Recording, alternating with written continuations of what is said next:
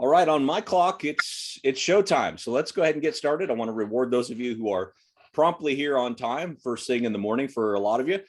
Thank you so much for joining this webinar. My name is Tim Hamrich. I'm a communications consultant based in Idaho, the Forgotten I State out west here. And I've had the pleasure of partnering with Corteva on a few of these webinars in the past. I want to commend Corteva really because 4 years ago or so, I started doing a soil health podcast called Soil Sense with North Dakota State University Extension. And we realized that these practices, when it comes to things like cover crops, which we'll talk about today, or maybe reducing tillage or incorporating livestock or whatever the case may be, it's not a switch that you could just flip, right? And all of a sudden, start incorporating it. You're introducing complexity into an already complex system. And that takes a whole lot more than just headlines and the occasional check. It takes a lot of comparing notes, of figuring out how to make things work on each individual farm. And that's really what Corteva has recognized and is trying to do through these webinars, is sort of a chance to compare notes about how these practices are actually working in the real world and what can be done to try to make them work for you. So I'm excited about today's webinar because that's exactly what it's all about, a chance to sort of compare notes. We have for you, as you'll see up on the screen, not only myself, but Jed Gertis, who's an owner of Gertis Farms in Illinois, a farmer. And we're actually going to start with a profile of Jed's journey into cover crops and trying to build up his soil. Then we'll also hear from Scott Stipetich, who is a Pheasants Forever precision ag and conservation specialist up in Wisconsin. And then Jonathan Rotz, pioneer field agronomist out in Pennsylvania. So we try to capture a few different geographies, and as you'll hear, the goals may be slightly different depending on who we're talking about and talking with. And of course, the results may look different depending on where you are. What I want to encourage you, though, is to ask questions today. We have a Q&A icon there at the bottom. Click on that, ask questions. We want to make sure we can do our very best to answer as many of those as possible to make sure that this content is relevant to you. We are going to talk about some general best practices. We're going to talk about some general stories, but with those questions, we can tailor them to the best of our ability to you to make sure that it's all relevant to you. So here is, don't forget, if you haven't yet, it looks like 82% of you already have. Complete the poll questions there. Are you planning on planting cover crops this year? And why are you interested in planting cover crops? And as the last of you are filling out that poll, here's what we're going to cover. So we'll start with Jed's cover cropping experience in Illinois, what led him on this journey, how it's been so far. Then we're going to talk about how you could build more resilient ag systems. So your goal may be slightly different than Jed's. It may be slightly different than your neighbor, but ultimately we're trying to build resilience into the system. And Scott's going to talk more specifically about what that looks like. Then we're transition to Jonathan, who's got some strategies for success when it comes to cover crops. And then we're going to finish out our conversation today with more of the economics. What are the considerations for this year? I feel like we say it every year, but this year is a weird year. It's a difficult year for a number of reasons. So how are we going to address those challenges this year? And how do we make the economics work? So let's go ahead and close down our poll. Looks like we've got over 80% participation, and go ahead and share that with you. Looks like, here we go. So about 2/3 of you are planning on planting cover crops this year, 66%, 15% no, and then another 20% maybe. So that's a pretty good breakdown, a good mix of all of the above. So we'll try to make sure that we have some stuff that's relevant for the 2/3 of you that are planting on them and looking at the sort of how do I make things work, and then of course address the other 35% in other ways as well. And then the second poll question, why are you interested in planting cover crops? Looks like the majority, 69%, for the soil health benefits. Very cool. And then another 16% for government and private incentives. And finally, the remaining 15% have other reasons. And I would love to hear about those other reasons. So if there's a question that you can incorporate those other reasons with, go ahead and use that Q&A icon there at the bottom, ask your question. And if your reason is different than those two, I would love to hear it along with your question. But let's dive in here. Enough from me. Let's hear from our real experts. Starting with Jed. Jed, thanks so much for being here. And I guess maybe a good place to start is, what brought you to cover crops in the first place? And then I know you've got some pictures that you can share as well. Yeah, well, I started farming in 1993 with my dad, and we were a full tillage operation, chisel plowed, corn stubble, bean stubble, the whole 9 yards. And about 1996, I bought my own piece of ground, 120 acres, and it wasn't one of the best pieces in the world. And I was like, what can we do to improve this? And it stemmed from a couple of things. I spent most of my teen years with a shovel in my hand planting trees, and I noticed that a lot of difference in the soil qualities in my yard compared to in my field that was just 100 foot away. So I was like, how can we make the field operate more like the yard? You'd go out there after a rain and the soil wasn't mucky, it would fall apart. And so it stemmed from that, and also a little bit of jealousy of a neighbor. I had a neighbor that had a corner on a bunch of livestock manure, and he was increasing his organic matter and having a good time, and I was being left out in the cold. So I was like, how can we make this work? So about 98, I started cover cropping, and I knew nothing about anything, decided I was going to give it a whirl. So I tried to plant some wheat and then killed it in the spring, and no-tilled some beans into it, and strip-tilled some corn into it, and it worked all right. Didn't really see a whole lot of benefit, but it was helping with some erosion a little bit that we were having on the field. Then a couple years later, the Oregon Ryegrass Council was at the Farm Progress Show that got rained out on the 50th anniversary, and they swung by the farm when they were just out knocking on doors and says, hey, we got all these 1 pound bags of annual ryegrass. You interested in this? So I was like, sure. So we loaded up a drill and we drilled 80 acres of annual ryegrass and had a pretty good experience with it. So we kind of moved from that into working on this one particular field, flying it on in the falls about August, and was getting along really good. We'd had fruits 40 inches deep by November the 1st. Saw a lot of improvements in the tilth. My dad's name is George, tiller of the earth. And so he's like, whatever you do, just don't do it on my field. So I was kind of on my own on this business.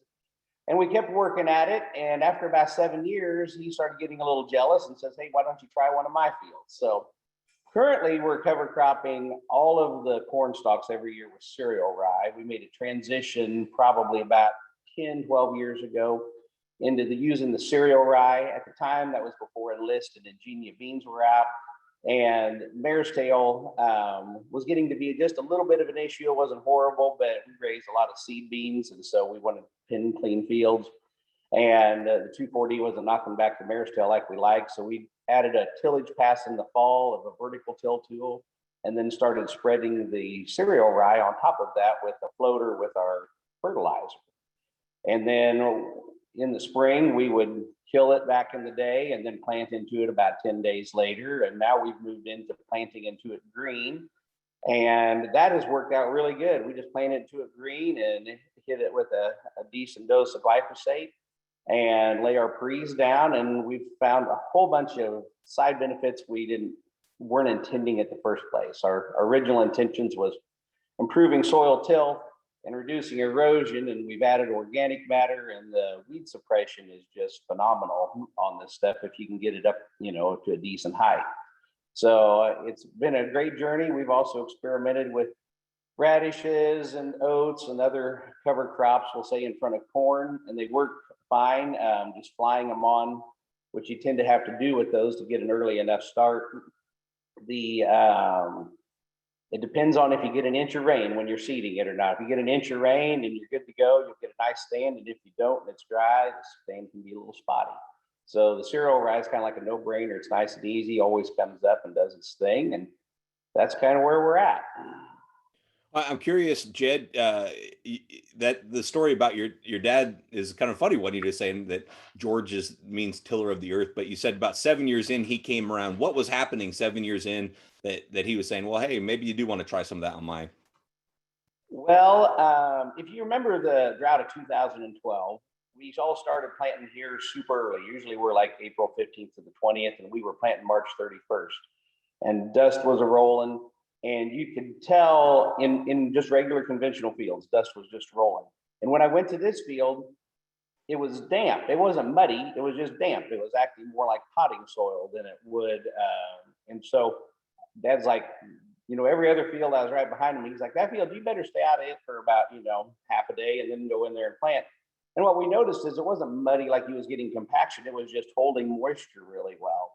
And he was just seeing those side benefits, and I'd taken this field that was somewhat marginal that I'd bought, and it was all of a sudden competing with some of his best fields. So he's like, why don't you come over and do some of mine? And I'd say like 7 years in, you start to notice a difference in your soil. This is not one of those things where farmers like to put out an input and say, hey, we got 3 more bushel to the acre because we did this. This is not that kind of farming at all. This is in it for the long haul, improving your base foundation, your water infiltration, water holding capacity, bringing nutrients up. And I got tired of chisel plowing something up and then rolling it all back down the next spring when I drove the tractor back in there and packing it down because we destroyed all the soil structure. So our goal is to create a pumice dome where we're drilling a lot of holes down 3-4 foot deep. And then we're basically leaving that. We may work a little ground in the top of 3 inches, but we don't work it very deep. And therefore we keep all that infiltration capacity that we've been creating all these years. Yeah. Well, why don't you walk us through some of these pictures here, Jed? I'm sure everybody would like to see kind of what's going on here. This is planting beans this spring. This is at my home here. You can see that in the background on the left-hand picture. And this is a good year for cover crops. The earlier planting was on the right. That's about as short as I like to plant into a cover crop to get the growth. Knee high is my optimal for cereal rye. It seems like you have the most benefit and the least amount of problems there. The picture on the left is one of the later fields we was planting, and that it had hit the flag leaf stage right when we sprayed it. So it went ahead and put its head out, but it never put on any grain.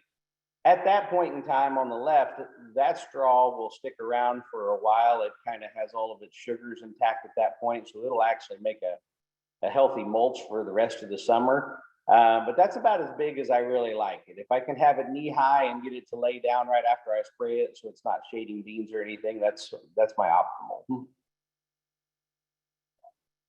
And there is the field on the left is that field you just saw with the very tall cereal rye just about a week ago. So you can tell all the cover crop is kind of mellowed down now and the beans are coming up in the middle.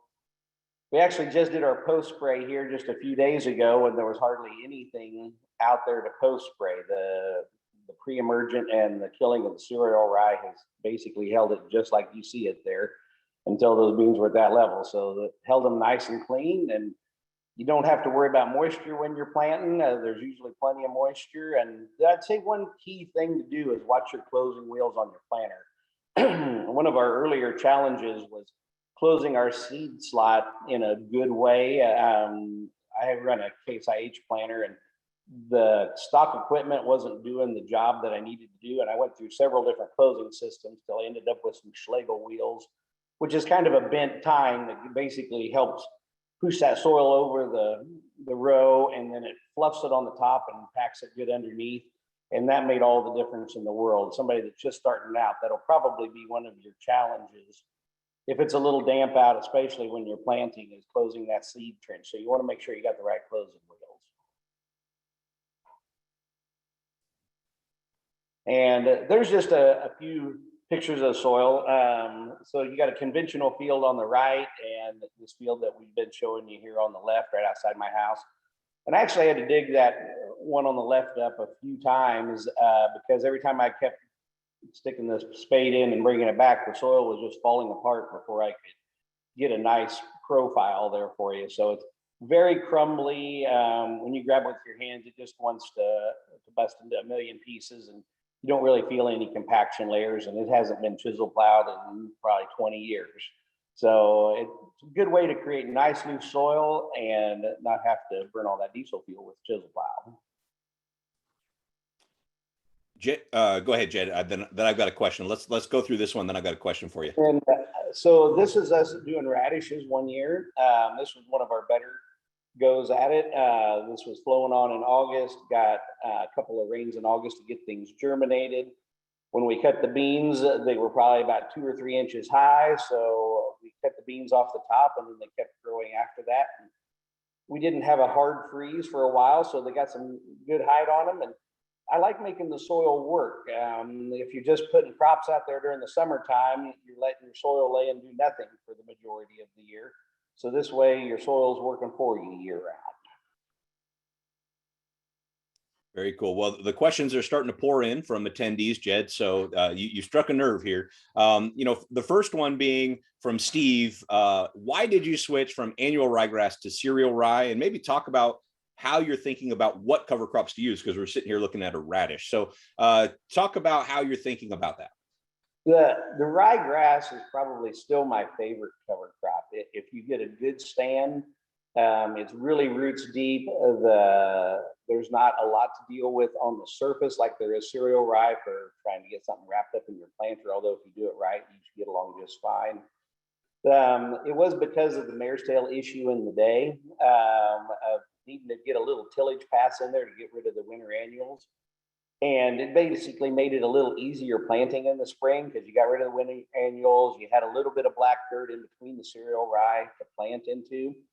And also, when you fly things on with a plane, it's not always nice and even at the edge. The wind may drift it a little bit. You may be 50, 60 foot off the edge of your field or get a little bit in your neighbor's field. So when we transferred over to the cereal rye, because it can germinate clear down to 32 degrees and basically applying that after harvest, the benefit was as an evener stand, and we'll say it was just a lot easier to operate. And also it was a cost savings measure too when you weren't hiring the planes. But I can't throw stones at the annual ryegrass. I really like it. It does a lot of good. Still probably one of my favorite cover crops. It's just a little harder to manage just because you need to get the timely rain after you fly it on and getting an even stand when you're doing it and not smothering it out whenever you're combining your corn, throwing the corn shucks out there, because you will lose a little bit of stand when you do that. And another question for you, Jed, from Lori. What type of pre-emergent and post-emergent chemical program did you use, plus rates if you can? Did the rye completely die back? Process this year on all the cover crop fields that were going into corn, which was on 100% of our bean acres, was we used a full rate of glyphosate. I like to use the generics. I tend not to use the name brand ones. I've had issues once in a while with getting a good kill out of a name brand one for some reason. I'm not sure why, but tend to use the generics at a full rate. And then in this particular program here, we had 2 ounces of Valor SX and about 8 ounces of Metriclude or Syncor, and that was the pre-program. That was the entire thing that kept that field clean right up to the point where we post-sprayed it, and they're seed beans, so we have to post-spray them regardless, but it really kept everything clean. All right, Jed, I'm going to ask you one question, then we'll move on. But keep your questions coming in for Jed, because we have a Q&A section at the end that I'm going to pull from these questions. So if you have a question, don't be shy, put it in here. But this one's from Braxton. Have you noticed a decrease in fertilizer needs at all? On the fertilizer side, what we've done is we've transitioned from using most conventional fertilizers to just using chicken litter, and then adding just a little bit of potash. And I don't know if it's due to the chicken litter or what part the cover crops are playing in it, but at a 2-ton rate of chicken litter every other year ahead of corn, and maybe adding a little bit of potash, maybe 150 pounds when I'm spreading on my cereal rye, our soils have been nothing but going up. Now that could be due to the chicken litter, it could be due to the cover crops. I like the package because whatever nutrients are out there, my goal is to suck them back up and keep recycling them and let them not go down the tile. So that's the goal. And I think it builds up a nice mineralization process over a long period of time if you keep with the steady diet of the cover crops and your fertilizer. And you can never get the perfect amount of nitrogen on your corn. You're always a little long or a little short. And with the cover crops, it just helps them grow better if there's a little extra nitrogen out there.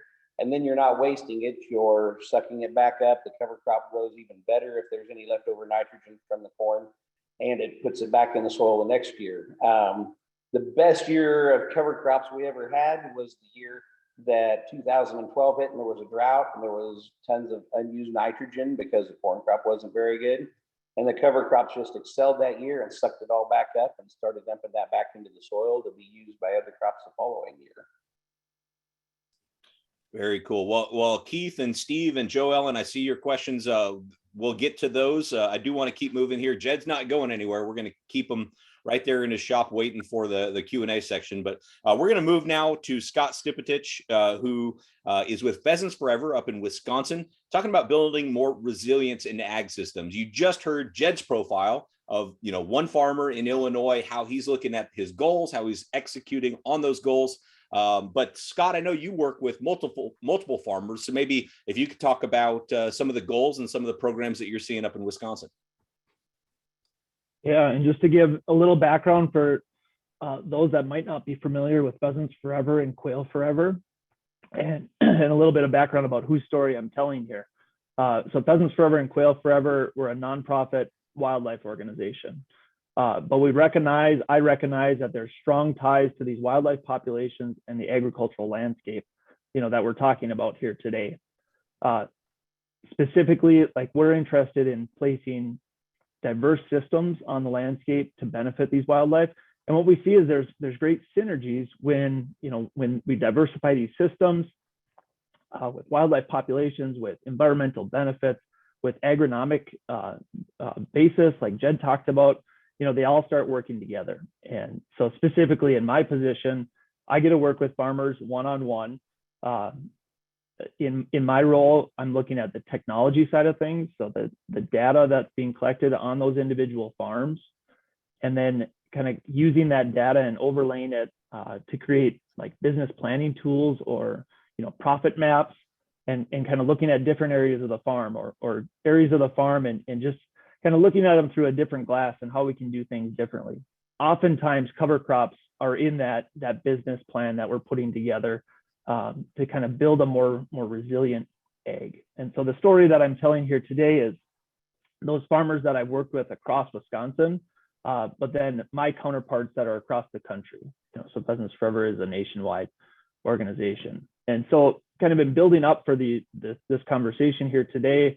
I really did. I called across the country to make sure that, I wasn't just representing Wisconsin here, and that we were getting kind of a look, or a broader scale look. And what I found when I kind of asked, the question, Tim, you asked Jed right away was why cover crops? Why did you get started? And that was kind of my main purpose of calling all these growers. And everybody said something just a little different. But the major theme was this, making a more resilient ag system, diversifying the system, making it more resilient, making it more lasting, sustainable, use your buzzword, but it all came back to just making a more diverse system. So kind of with that in mind, what I wanted to look at here was, there's certainly hurdles to kind of advancing cover crops or even getting started with cover crops. And so how some of my clients viewed those hurdles and how they overcame them to advance kind of cover crops in their area. So Drew, let's go to the first slide here. So the first one, is communication. We all live in these tight-knit communities. Ag is very tight-knit. We're all aware of that. And if you live in an area or you farm in an area that does not support cover crops, has very traditional views, it can be really difficult to be the first one to start farming. And so the idea of, farming in the back 40 and whatnot, off the road, away from site, that can be difficult to do in a vacuum by yourself. You don't have a lot of experience. So one of these groups back in 2016, so they're farming in Western Wisconsin. Now, they weren't all neighbors, but they all had similar goals, and they all got connected through a group, and were just brought to the table. And so now we had I think 6 farmers to begin with back in 2016 that were farming not in their first year, but together. They had 6 first years where they were able to feed off of each other and try different things and see what works. And so then in that second year, they had 6 years of experience, not just one. And so, fast forward a little bit to 2019, you can see that photo with, a couple tractors lined up.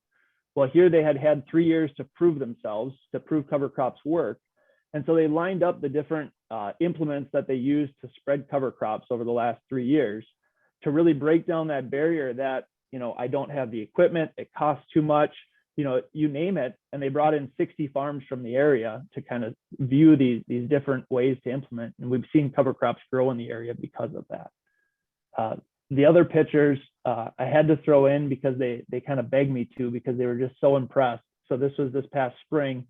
Right now they're trying to advance their rye growth and using roller crimping to lay some of this rye down and plant soybeans into. And so that's the field that you see in the upper left and the bottom of the page here.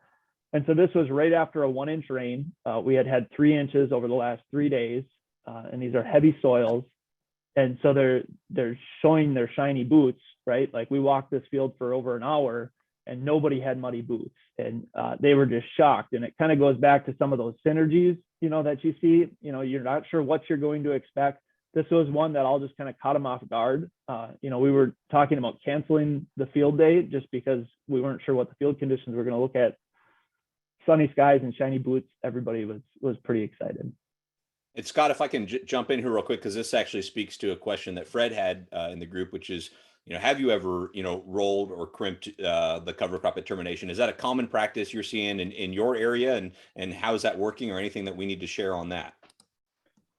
Yeah, I would say it's just getting started here in Western Wisconsin. Last year was really the first, like, there's been 1 or 2 that have been doing it for a while. But really last year was kind of the first year we saw it at any scale.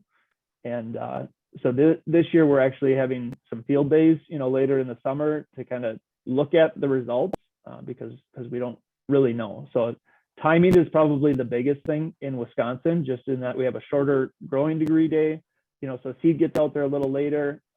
So our rye stands, are coming to the stage of roll crimping like that first part of June.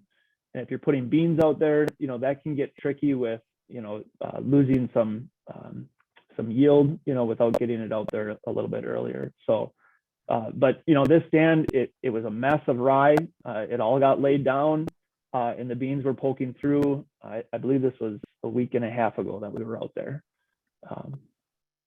So they're proving that it can work, and then we'll work on the efficiencies of the system. Okay.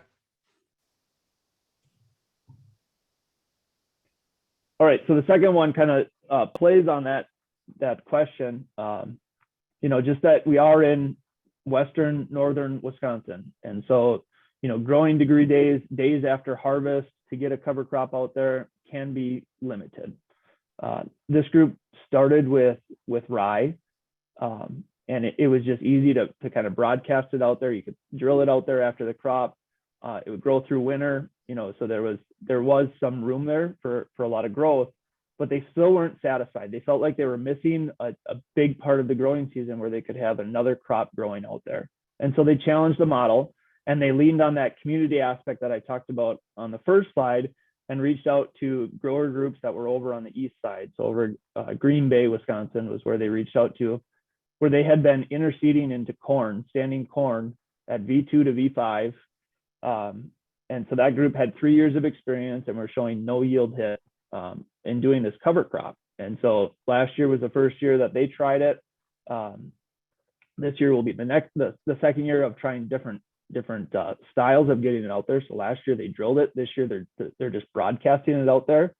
And these photos represent, so this is October 2nd of last year, when they typically would be putting on their cover crop. So this is after harvest, when a crop would typically be going on, and you can see the growth that they've already received because they threw that cover crop out there, drilled it out there, June 1st, say, in our area. So, the labels kind of tell the story, but it looks at, fields that were planted the same day, and just different management styles and kind of what that crop looked like. So the 2 30-inch rows on the edges, those are just going to be left for nutrients for that following corn crop. So it's going to be corn on corn. The middle one, the 60-inch corn, that was going to be grazed by beef for some added value. Hopefully get that soil moving just a little bit more by incorporating livestock. So yeah, I'm sure there's going to be lots of questions on that one. And you said what date were those planted, those cover crops? What date were they interseeded? I would guess it was about June 1st. June 1st. Okay. And the photo was taken October 2nd of the same year. Okay. Thanks. All right, so the last one, this is a little non-conventional, I think, in cover crop circles, and hopefully, Tim, you don't kick me off for going this route. No, I say that jokingly. I think this will all be well received. But the idea is that annual cover crops, they're not your golden bullet for agronomics across all farms, across all acres. And to drive at that just a little more, there's an economist from Wells Fargo, Dr. Michael Swanson, who kind of ran some analytics on the numbers that he had, and across the country kind of stated that 20% of farm acres lose a profit year after year. And so when we start thinking about that, and you think about your own farm and the farms that I've been on, that those numbers somewhat hold true. I've seen here in Wisconsin anywhere from 3 to 20% of these farm acres are losing a profit year upon year. And they just happen to be those areas that are really wet or really dry, often on the edge of these fields. And cover crops are not, it's very unlikely that cover crops are going to be able to turn those agronomics around and make those fields profitable. And so I'll throw this idea out to the group, those that are listening, that there's such thing as perennial cover crops. Think about these different plant types that we're not really thinking about. So this graph kind of shows some of these perennial grasses and flowers and the power of what they can do. Now, remember I said, these areas are often droughty or really wet. And so we're looking at water usage. So I know the scale is hard to see, but when you think about our cover crops, the annual rye, the winter rye, that Jed was talking about, in its growing season, it's going to grow to about 4 feet. Well, Tim, I don't know if my cursor works here on the map or if you can show where 4 foot is down below the ground. But a lot of those perennial grasses and flowers are just getting started at 4 feet. They're going to reach down to 10 to 15 feet in root mass below ground. And when you can start to think about, what that can possibly do for water infiltration or water usage, really, again, building on those synergies of what that can look like. And then you add in that above ground, those perennial flowers are bringing bees and bugs, and a lot of those are beneficial. And, research is starting to showcase that, they can boost soybean yield and whatnot. And so I'm not talking whole fields here. I'm just looking at, small areas. Let's put cover crops and build a diverse system in the field. But then on the edges where it might make sense, let's think about some of these perennial cover crops. All right. Thanks for that, Scott. Appreciate it. And of course, I had to throw the glory shot here in, sun setting. This is a farm that we've worked with down in Iowa, where they implemented some of those perennial cover crops on the edge there of the tree line. It wasn't very productive. Shade was probably a problem here too. And again, we're analyzing these areas using that kind of yield, budgets, as applied information, laying it on top to identify these and have hard numbers on them. So this was just one example. All right. One real quick question related to the, I believe this is probably with the interseeded cover crops into corn. When was the corn planted in those pictures? You said the cover crop was interseeded somewhere around the 1st of June. When was that corn planted? Do you know? Yeah, I'd have to go back. So the cover crop was interseeded. We started at V2 though. So I think that'll be helpful. If you can backtrack, maybe May 15th would be a good guess, when that corn was planted. But yeah, anywhere from V2 to V5 is when we're interseeding that cover crop into corn. All right. And we got a couple questions on the perennial cover crops and on kind of the data you're collecting to assess kind of the soil health, but we're going to answer those in kind of our Q&A time, because I want to bring Jonathan in here. Jonathan, I know we're a little bit late bringing you on here, but thanks for sitting patiently. And please go ahead and share. You've got some strategies for success, and then that will lead really well into our Q&A section. Yeah, sure thing. So thanks again for having me. I think one of the big things I want to think about is this idea of planning.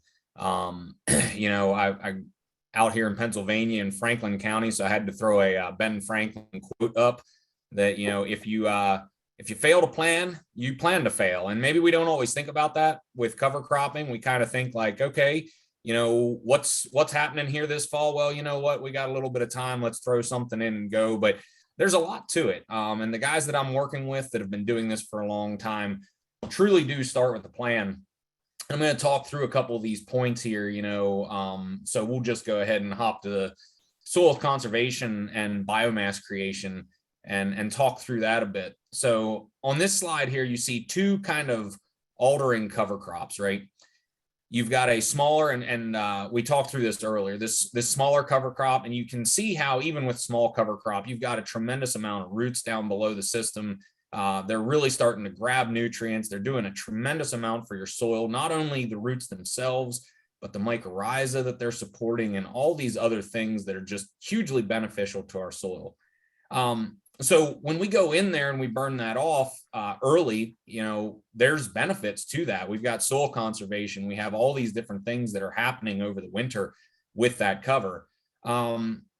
But there's also some tremendous things that happen as we maybe allow that biomass to accumulate later. So we've already hit on this as well, but you see in that left picture, an incredible mulch down amongst those corn plants. It's going to last there. And the soil under there is cooler. It's obviously moist because it doesn't have the sun baking everything out.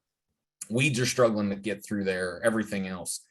One of the things I always think about, so as we think about, we're talking a little bit, or we will hit a little bit on, some of the carbon sequestration and some of the things that happen with that, thinking about the amount of carbon that you're sequestering, and always remembering in a cover cropping system that, your above ground biomass is really only about half of the carbon that you're talking about. Those roots below are doing a tremendous amount. So the longer we allow that top growth to go, the more we're getting that underground benefit as well. If we move on, there's also some other considerations that we have. What are you thinking about as far as, nutrient conservation or maybe even creation? The question was asked earlier about, what's fertility looking like in these? And so again, starting with this end in mind, starting with a plan, well, what does fertility look like on your farm? In my area in the Northeast here, we have a lot of animal agriculture. So we have a tremendous amount of manure. Manure is extremely variable. We're going to probably over apply on a single application certain nutrients because of, the manure is not pure. It has all these different ratios, which means at the end of the year, we might have some nutrients left over.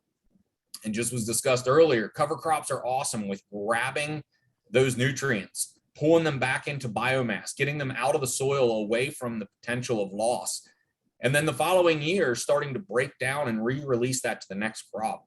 I didn't specifically say it, but many of you probably have figured out that, since I'm in South Central Pennsylvania, I'm right in the middle of the Chesapeake Bay watershed. And you can kind of understand why so many of my guys have been doing no-till for so long and why we've been focused so much on cover cropping and everything else, because we have a huge duty as farmers and those working in the ag industry. I love the saying, we're not going to give farms and such to our children. We're actually borrowing them from them. So the more we can do to conserve these things and make sure that all these resources are there for the following generations is great. Jonathan, if I can jump in on this, you're talking nitrogen here, but we do have a question from Joe Ellen about phosphorus, high phosphorus levels on the shore, and concerned about how to get that more available to the plants. Have you seen anything that's working along these lines that might help with kind of phosphorus availability? Right. So one of the big things when we think about it from an agronomic standpoint on phosphorus availability, it can be twofold. One is we just have a tremendous amount of phosphorus. And if we continue to put manure on time and time again, we're going to continue to build that. So we have to manage, and that's one of the things we do a lot in this Northeast is have actual manure management plans and everything else to do that. From an availability standpoint, and I'll just speak to the soils that I cover. There's different soils throughout our nation and world, obviously. But from an availability standpoint, a lot of that is actually linked highly to our pH and such. So there's some just good agronomic practices. However, phosphorus is not highly mobile within the soil, but can be lost through erosion. That's the number one way we lose. So that's where our cover crops tie in tremendously. We're going to keep that soil in place. We're going to keep that phosphorus in the field. And then we're going to utilize that phosphorus by the following crop. If we want to actually decrease the level of phosphorus, there's two ways to do it. We can either decrease the amount that we're putting on it, and sometimes we have to do that, limit some manure on some areas, or we can increase the amount of phosphorus we take off the field, which is equated in yield. So a lot of guys as well, if we can keep the phosphorus there, keep it out of the waters, and then yield more off of that field, we're going to actually extract more phosphorus from the entire system. And, that's a good thing for everybody. The other side of this is, this year is dead on that, boy, nitrogen is not the cheap thing. So, guys look at this and our producers are starting to really think about how can we do things that are a huge economic benefit, maybe like creating nitrogen. You see in this picture, a guy pulling his planter through standing rye as well as bloomed crimson clover. And when that crimson clover is in bloom, it's the maximum amount of nitrogen that you're going to get out of that crop. So they're maximizing their nitrogen out of this, not only retaining nutrients from one year to another, but also creating some nutrition for this year's crop. So go on with that and thinking about the, some of the planting date and being realistic. And we've talked a lot about this actually so far. And, one of the things we're blessed with where I'm at is a fairly long growing season. So we actually can, in some cases, harvest the crop, roll a drill in, have a good fall. We have a lot of silage acres, which obviously opens you up to all sorts of things. But thinking about what your goal is, what your species you're using are, you're going to also have to have a plan in place for that. I've actually seen guys plant cover crops too early. If we have something like a red clover or something, I've seen guys plant that early enough that it gets super big and lush, and then it lays over winter and can smother and kill. Some of our cereals and stuff, not as big of a deal. But so some of those is being realistic about what your harvest dates are, what you're going to have to do in order to get that. And as has been highlighted so far, there's all sorts of things with intercropping and different things that are showing up to try to work around this. And then also really paying attention, we'll probably hit on this maybe a little later too, but paying attention to what your intention is in the spring and being realistic on your planting rate. Some of the biggest issues that I've had is guys that want to go in and plant into, big cover or something and actually overseed, have too much of a planting rate and it can turn into a little bit of a disaster. That just rolls us right into this idea of termination date. What are we looking for? Are we just looking for that biomass? We're going to get some of that regardless of when we're terminating. Are we looking for that nutrient creation like we saw in that picture of the crimson clover? That comes a little later, so we have to really kind of hold back on that. Are we planning on planting into a living cover or a dead cover? That's going to really plan out our termination date, and it's also going to give us a little bit of an idea as well of what equipment we need. Do we really have the equipment set up that we need in order to get through that big cover, or do we need to terminate that, earlier so that we can actually, no-till and work? The only thing I'll throw out here is a little bit of a tip is it seems like there's a middle ground here that's probably not the best. My experience on this has been whenever we're looking to terminate, we either want to terminate right at planting or maybe a week or so ahead. If we terminate right away and a few days later come in, that cover can kind of be gummy and actually hard for the planter to cut through, and we see some issues with hairpinning and things. So, if anybody's been, frustrated on some things, maybe that's a tip as well.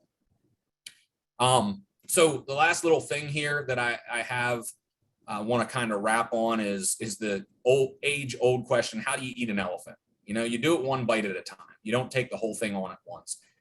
And as you see in this picture, this is a picture where you see multiple different stages of cover crop in one picture. One area that's been burn off early, another area that's been rolled and planted, another one that's freshly rolled, and one that's still standing, just was sprayed, going to get ready to plant here very soon.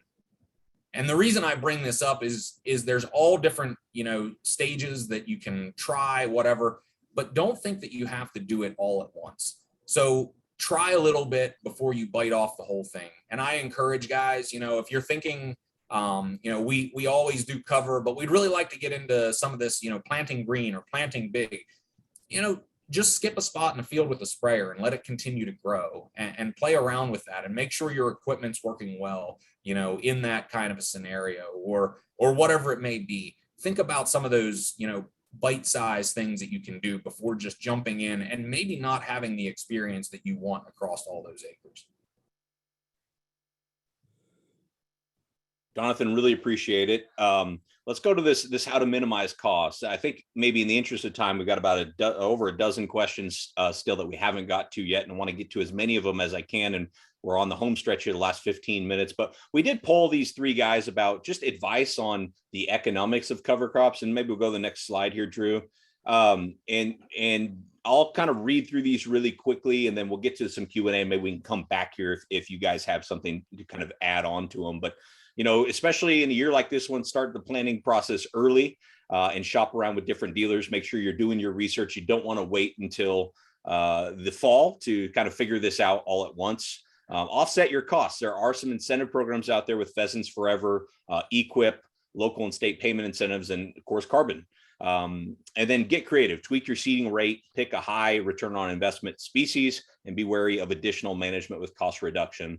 That's a really quick overview of that slide. I'm going to let these guys maybe dive in deeper if they'd like to as we go through some of our Q&A here, but maybe we'll just leave that up as we continue to chat. So we've had several questions. I want to get to as many as possible. Jed, maybe we'll come back to you first. About one question here about, do you think it's better to drill the rye instead of flying it on to get a good start here? In some areas, you may only have a little bit of topsoil, maybe want to drill that. Curious to get your thoughts, Jed, on that and how you have approached that decision. On seeding cover crops, if you're doing in Eastern Illinois, if you're doing annual ryegrass, you need to get an early start or else it won't winter over. So that's why we've flown it on when we've used the annual ryegrass. The cereal rye, we put it on with a floater, like an airflow with a fertilizer. After we work the ground, we've done it before and after we vertical tilled. If you do it before, you got to be careful and not vertical till it in too deep or else you don't get a very good stand. So we like the rain to kind of take it down in the cracks. That worked the best. Drilling is always the best as far as getting good seed to soil contact and getting the best stand. It's just a little more time consuming and expensive, but that's always the preferred method. If you've got the labor and the material and equipment to do it, that's going to get you the best stand. It's just a little faster, cheaper, and simpler to do it with the floaters and the vertical till. And Jed, while I got you, we got a question on the rate for cereal rye applied by plane. If you're applying by plane, I haven't done the cereal rye a whole lot by the plane. Usually they up the rate. So rather than a bushel to the acre, which is what we usually do when we're doing it, they may go a bushel and a half or a little better, just because not all the seeds are going to find a good spot to germinate. And that's why it gets a little more expensive that way. By the time you hire the plane and put in that bushel and a half, your costs are getting up there a little more. And that's why we do what we do, because we're at a bushel. And if they put it in with the fertilizer, sometimes there's just a nominal charge for them to throw it in if you're already buying some fertilizer off of them. And you can get it spread for a relatively reasonable rate. And Jed, maybe that's a good time to talk about this, which is, you said earlier, it's not a one-to-one where you're like, I invest this amount of money and I get this much return that year on the crop. You're building this system over time. You mentioned that earlier. With this cover crop stuff, it seems like you could keep spending and spending and spending. Kind of how do you know where to draw the limit of the economics? What's worth investing for long-term versus what just kind of gets the costs out of control? I think you got to always keep an eye on what you're spending. I think it has to do with kind of how you want to structure your operation over the long term. Are you in an operation where I'm just growing corn and soybeans for the minimal amount of cost? I'm not trying to promote this in any sort of way. Or are you in a contracting environment where you're wanting to work with bigger corporations that want to sell green sustainability to mom and dad that are buying at the grocery store, and the people that own ground? We're only 2% of the population, and a lot of the population that owns the ground lives in the cities, and they like this green edge. So there's other ways to make money off of the cover crop, rather than just seeing an increase in yield, you can expand your operation by saying, hey, this is what we're doing. We're trying to do our best. Do you want to be a part of this? So it's kind of like jumping into high-speed planters and precision planting and all that other stuff. You know, does it pay? Yeah, it pays, but where is the train going in the general population, and do you want to be on that train? I appreciate that, Jed. Thank you. And now, Scott, you caught Stephen's attention with these perennial cover crops. That your image had several different crops on there. Are those the main perennial cover crops that people need to look at, or was that just to show root depth? And where can people go to get a list of perennial cover crops that they might want to consider to have a beautiful picture just like the one you showed? Yeah, the beauty is there's a long laundry list, you know, a couple hundred long of different perennial covers that could fit, or that would fit that profile on that graph. So that was just an essence of size and space. If you're not familiar with them, I guess I'm going to do a shameless plug for Pheasants Forever, in that we have staff across the country that are well versed and offer free services for helping develop, you know, mixes that fit your system. So if we're able to at some point, you know, throw up our contact info in the chat, we have a live link that you can type in your zip code and find the closest rep. Otherwise, I'm happy to talk to offline about different species, but it really comes down to, you know, those species are set up to meet different soil types, different moisture regimes, and we really want to pick specific ones that match that farm, those farm acres with crops that are going to do well. All right. A couple questions I'll throw out, and whoever kind of has experience with them can kind of jump in. Jonathan, I don't know if you have you had any issues with allelopathy, a word that I always pronounce incorrectly, but you know where I'm going with this. Yeah, so there has been some discussion of allelopathic effects, especially cereal rye is typically where that shows up more than anything. I would say, you know, from general, no, we really don't see that, but it brings up a really good point that I think, you know, there's some times that we think we're seeing things that maybe have other causes. And I'll kind of bring another question in here as well. It was asked by Neil of these seed treatments, what works best. Making sure that, you know, we do have protection in this whole thing, that we're going to have, especially, you know, your fungicides and insecticides. I would say, as far as branded seed treatments, make sure that you have a really robust seed treatment package on that seed, because we're enhancing the biology here. We're also enhancing beneficials and everything else, but you know, there's some other things going on. But then the other side of this, a real management tactic that we need to think about, especially as we increase the biomass above ground, we need to remember a thing called our carbon to nitrogen ratio. And what that means is the more carbon we have in a system, the more that will tie and bind our nitrogen. And one of the things that I see where guys will complain about allelopathic effects is they'll put corn out there and they won't put much nitrogen down in underneath the cover crop. And then they'll be side dressing and blowing nitrogen on top of that cover as much as possible. And guess what? The corn does not respond. It continues to look a little peaked and yellow. Well, that nitrogen is still on that field, but it's all tied up by the microbes that are trying to degrade that cover crop. So especially in these systems where we're taking large cover and maybe rolling it down, one of my recommendations is always to try to get some nitrogen down in that 2x2 or something along those lines underneath that cover, where it's going to be readily available to that crop. Otherwise, if we continually try to drop nitrogen from the top down, we're going to see some issues. And again, I think sometimes, you know, we'll look at that field that just doesn't seem to thrive and say, well, it seems like it's an allelopathic effect, and maybe there's some other things that are going on. Great points there. Yeah, thank you, Jonathan. Let's see, we had a question here from Randy that's specifically about planting following 3 years of alfalfa transitioning to organic.